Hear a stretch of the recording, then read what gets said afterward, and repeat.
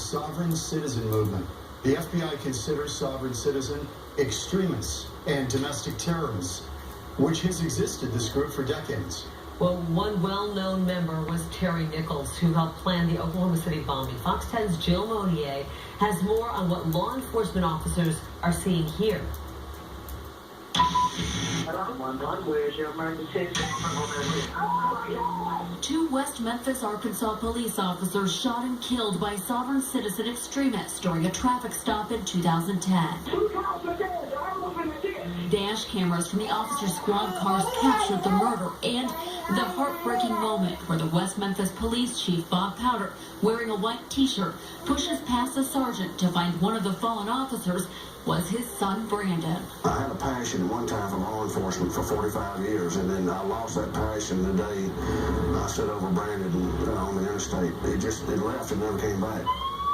Now, Powder travels the country with the Department of Justice, alerting law enforcement to the sovereign citizen movement. He was in Tempe last month. My new passion is reaching as many officers as I can in this country to tell them about the dangers of sovereign citizens. Captain Steve Harrison with the Arizona Department of Public Safety estimates DPS officers have encountered several hundred sovereign citizens in the last couple of years. Most of our encounters with sovereign citizens have been nonviolent.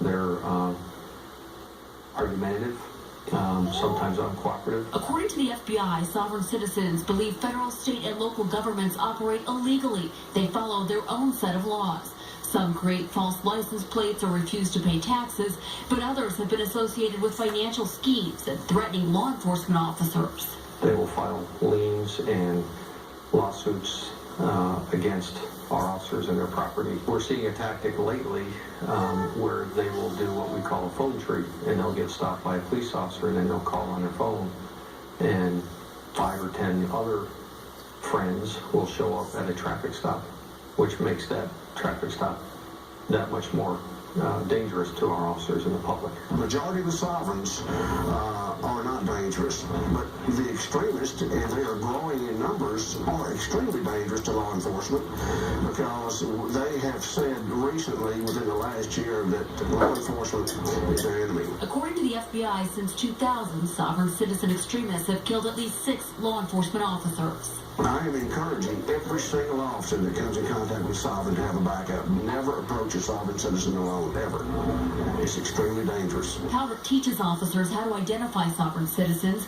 Moments before he was shot and killed, Brandon Powder can be seen looking at a pile of paperwork given to him by the people he pulled over, an indication they were sovereign citizens. Only at the time, the West Memphis Police Department had never heard of the movement. I am totally convinced that had Brandon and Bill had that information, they would be alive today. Powder says sovereign citizens often use signatures followed by a copyright symbol. Sometimes they'll write in certain colors. I have a security agreement with the security agreement number SA2012227031169198018. Sovereign citizens can use peculiar language in court too, like Michael Crane. I don't know what country you're in, sir. I know what country I'm in.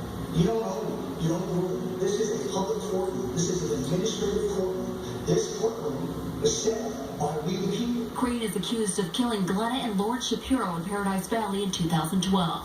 It's not apparent that sovereign citizen had anything to do with that homicide, but he certainly espouses those type of rhetoric. Harrison says it's hard to say how many sovereign citizens are in Arizona, but Powder says the movement is growing nationwide.